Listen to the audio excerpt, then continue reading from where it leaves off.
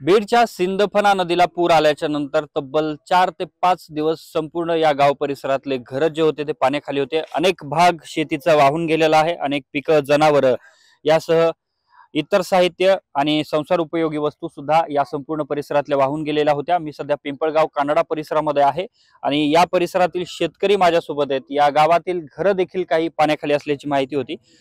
काय सांगाल त्या परिस्थितीमध्ये, ज्यावेळेला पूर होता त्या पुराच्या परिस्थितीमध्ये आपल्या इथं किती नुकसान झालंय, किती घरं पाण्याखाली होती, किती दिवस होते? परिस्थितीमध्ये अर्ध्या गावामध्ये पाणी होतं आणि त्या पाण्यामुळे काही लोकांचे जे कच्चे घर होते त्यांची पडझड झाली, ते पडले।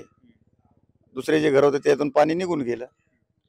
मग त्यात काय संसार उपयोगी वस्तू असतील तुमच्या घरातल्या किंवा इतर काय साहित्य असेल, हे सगळं काय नुकसान झालं? आता संसार उपयोगी साहित्य नुकसान होणार ना, धान्य भिजलं, जे संसार उपयोगी सामान होतं ते भिजलं, त्याची नुकसान झाली, तिथं होणारच ना। तुमचं काय नाव आहे आणि तुमचं काय नुकसान झालंय का? माझं 3 एकर वावर आहे। हाय तितकं पाणी कापसात घुसलं आणि सारखा कापूस गेला, माझा काही उरलं नाही। किती? 3 एकर। मग त्याचे पंचनामे झाले का? घरात ते पाणी येऊन गेले ते, बाकी काय नाही। अजूनपर्यंत काहीच नाही नाही, काय नाही, रुपया नाही भेटला। पुरा सुपडा साफ झाला माझा 3 एकर कापूस। आता काय मागणी असणार आहे? आता काय मागणी? 50,000 रुपये हेक्टरी द्यावा, कर्ज माफ करावं आमचं, बस एवढीच मागणी। तुमचं इथं शेत होतं का आणि तुमचं काय नुकसान झालंय का? आमचं घराचं तर नुकसान नाही झालं, परंतु आमच्या रानातलं कापसाचं, सोयाबीनचं वगैरे हे नुकसान भरपूर झालेलं आहे। 100% बी सांगितलं तर काहीच अडचण नाही। सध्याला फक्त काड्या उभ्या आहेत, बाकी जे बी माल होतं ते पूर्ण वाहून गेलंय। माल तर वाहून गेलंच गेलं, पण त्याची माती जी होती ती माती सुद्धा आमची वाहून गेलेली। आमची सिंदफणा जी नदी आहे त्यापासून कमीत कमी 500 मीटर पर्यंत पाणी बाहेर आपलं गावाकडे होतं।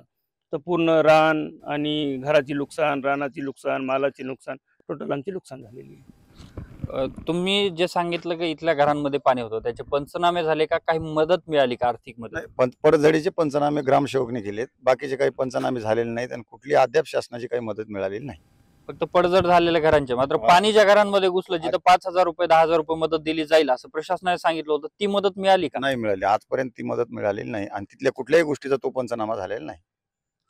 नक्कीच आपल्यासोबत हे पिंपळगाव कानडा परिसरातले शेतकरी होते, गावकरी होते, ज्यांच्या घरांमध्ये पाणी शिरलं, ज्यांच्या शेतांमधलं पीक आणि माती सुद्धा वाहून गेली। पंचनामे काही प्रमाणात झालेत, मात्र इतर घरांमध्ये शिरलेल्या पाणी शिरलेल्या घरांचे पंचनामे किंवा त्यांना आर्थिक मदत मिळाली नसल्याचा दावा या गावकऱ्यांकडून केला जातोय। दुसऱ्या बाजूला प्रशासकीय अधिकाऱ्यांनी या गावामध्ये येऊन पाहणी केली होती, काही ठिकाणचे पंचनामे सुद्धा केलेले होते। मात्र आता या शेतकऱ्यांना तात्काळ मदत द्यावी अशा प्रकारची मागणी या लोकांकडून केली जाते। कॅमेरामन प्रमोद रोमन सह मैं अशोक काळकुटे, TV9 मराठी, बीड।